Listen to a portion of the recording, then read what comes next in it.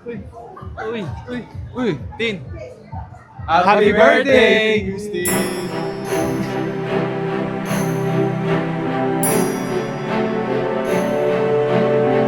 Let's do a game, okay? So can you share with me any Disney character that best fit Christine's personality in different various scenario or places? So let's start muna siguro sa bahay. Sleeping Beauty. Sleeping Beauty, bakit? Lagi antok. More likely si Belle Si Belle. sa bahay po siguro kasi mas ano siya kumbaga siya yung pinaka dinedependehan pagdating sa mga gawaing bahay. So responsible pala siya talaga. Kasi panganay po siya so siya po talaga yung tsaka kapag po nakakasama namin siya sa mga party, siya po talaga yung pinaka-ating-ate sa kanilang, parang yung pinaka-mababa na sa aming age. Siya na po yung nakakasama niya. Yun. Ika nga matured na siya mag-isip din. How about, anong Disney character si Christine sa loob ng school? She's definitely a Belle. She's not only intelligent, like she has a lot of friends. She's very I would say she's outspoken, but also very sweet about it, you know. She's she can speak her mind talaga. And then she does it in such a sweet way then. Whenever she would speak about what she wants in life, she doesn't say it like, oh, I want this. She's like, oh, I want this because. She's like that kind of person. Si Cinderella. Cinderella, why? Because I can tell na parang she really works hard for what she wants. Because, ayun nga, like as I said, she's very smart.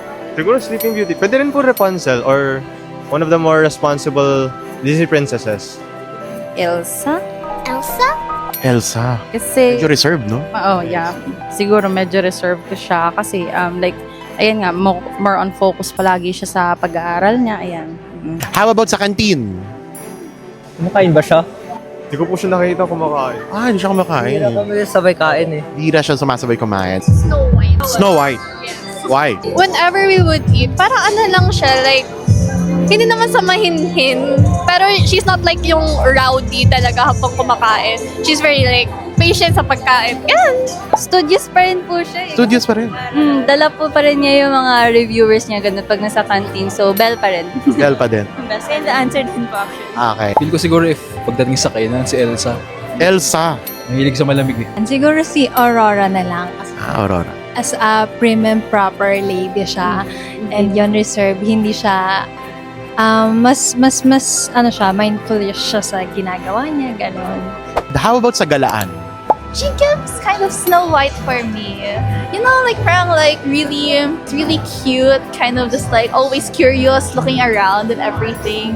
And very naturey vibes. Because then always tells us about like wanting to go on a nature walk, going to the beach. Parang hindi kasi siya nakikita masyadong gumagala. More on study or lang siya study tapos organization. So more on focus talaga siya sa academic side. Mulan na siya. Mulan na siya. Adventurous na.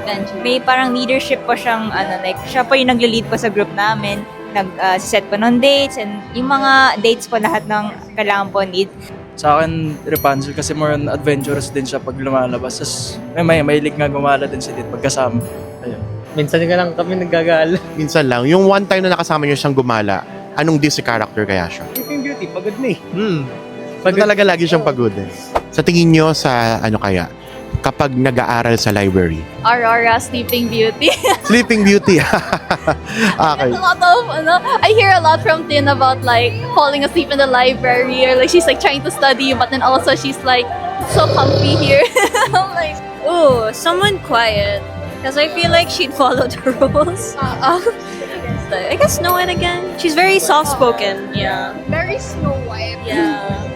Parang, di ba, mas studious pa rin yun. Studios talaga lalo. Sleeping Beauty. Kasi, Sleeping Beauty na. Opo, kasi narinig ko kay Gian, lagi na siya natutulog sa library po nila. Ayun. Nagpapahinga naman kasi lagi nag-aaral ng sobra-sobra. So parang baliktad, no? Pag nasa labas, doon siya nag-aaral. Pero pag nasa setup talaga ng aralan, doon siya natutulog. Oo nga po eh. Sa akin si Belle. Kasi si Belle sa Beauty and the Beast, parang ano siya intelligent characteristic and she loves reading. For me naman, pagdating sa pag-aaral, si Mulan siguro. Mulan. Kasi Mulan sa more of yung palaban na tao eh. Alam mo naman si Tin, pinsan namin. Nag-aaral talagang literal, nasusunog ang kilay eh. Talaga, ano, very studious siya. Sunog talaga.